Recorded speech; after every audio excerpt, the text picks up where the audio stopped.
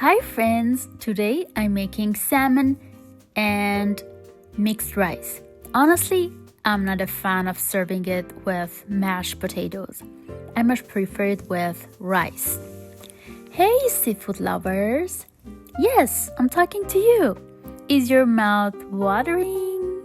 I know. Try it this way and enjoy. It's my own idea. I didn't learn it from anyone. So if you're ready, let's get started.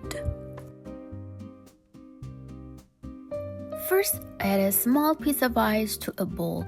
Make sure it's not too big since we don't want too much water on fish. Then I sprinkle generous amount of saffron on top and let it bloom as the ice melts.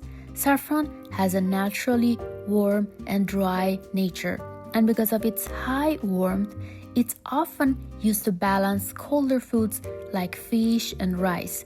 If you tend to feel cold and still love seafood and rice, this method is perfect for you.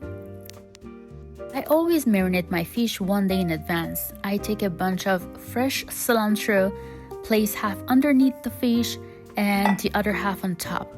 Then I add some black pepper and salt, adjust it to your taste. Now I pour in the brewed saffron and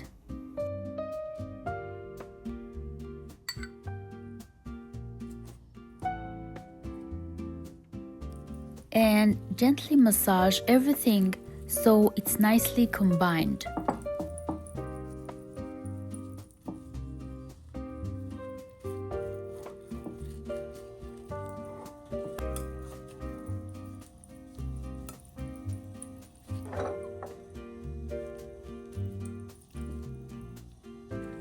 Now add the juice of half a fresh lemon.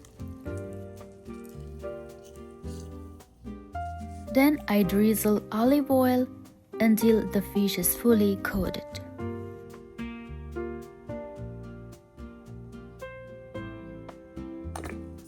At this point, sprinkle some dried dill.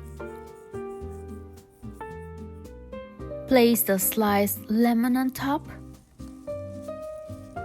I cover the fish with the remaining cilantro.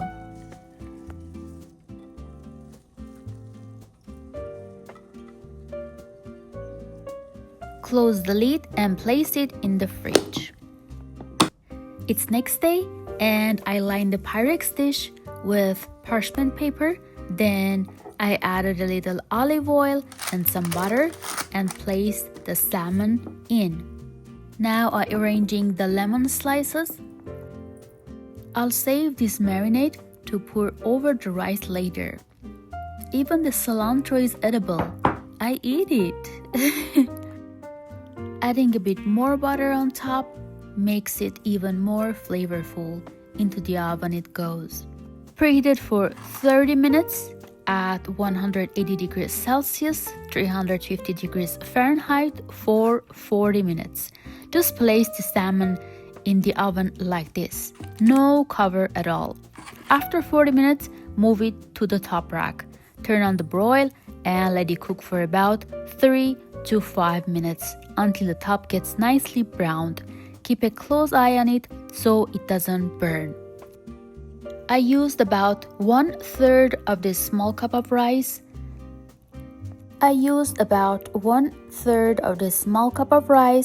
Now I'm rinsing the rice and adding it to the pot. You can adjust the amount based on how many people you're serving. Adding a little salt and enough water to cover the rice. Turn on the heat on high and give it a stir. As you can see, the rice is still firm and not ready yet. We need to let it cook a bit longer until it softens. The rice has softened and now I'm draining it in a colander. I'm using fava beans, about the same amount as that small cup of rice I showed earlier. I usually eyeball my ingredients and spices. Add a little water to a pot and bring it to a boil. The water is boiling, lower the heat and add the fava beans. Let them cook for about 2 to 3 minutes. Since they're already partially cooked, then drain them and add them to the rice you set aside in the colander. I've added the fava beans to the rice and mixed them together. The ratio is about equal now. Try not to add too many fava beans so the rice disappears, or too little either. Again, I'm adding dry dill by eye. Add enough to cover the rice. Don't be shy with it. Mix it well, and if it looks like it needs more, go ahead and add a bit more. You can also use fresh dill, finely chopped, but I had dry dill on hand, so I used that.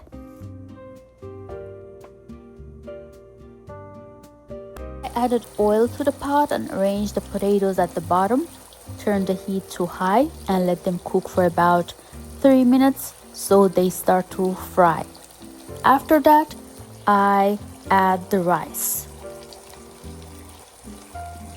I'm adding the marinade and mixing it in.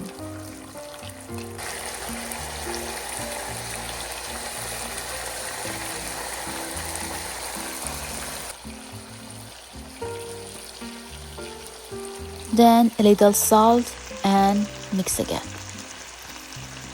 It's now very clear on camera, but you can see the steam. Now I lower the heat, cover the pot, and it'll be ready in about 10 minutes. The rice is ready. Turn off the heat. At this stage, add a little butter. Cover the pot for a few seconds. Then uncover and give it a gentle mix. Serve and enjoy. It tastes better this way. The water was already boiling, so I turned the heat down. The asparagus were relatively large, just what I wanted.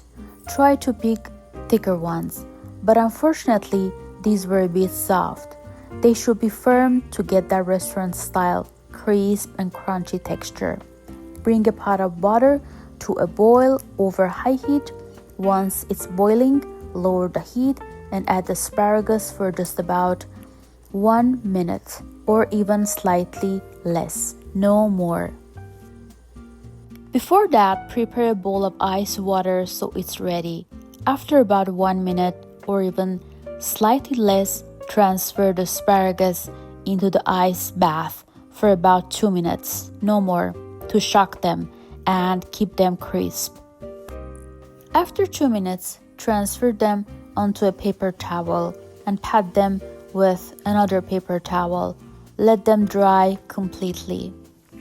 Place the pan over medium heat for 40 to 60 seconds to warm up. Then add a little oil and a bit of butter. Lower the heat as they burn quickly. And arrange the asparagus in a single layer with some space between them. Saute for about 1 minute or even slightly less without stirring. Then flip them to cook the other side. And that's it. But my pot wasn't really ideal, so it made things a bit harder. But the method is still correct. Using a pan would make it easier. I should get a small one. If you're in a hurry, you can also do it the restaurant way. Increase the heat and keep shaking the pan so the asparagus cooks evenly.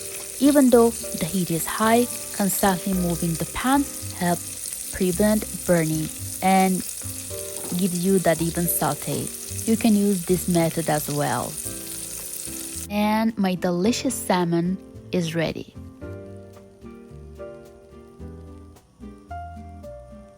And here's my delicious dish. Please share it with anyone who loves fish and seafood. And support with a like, comment, and subscribe.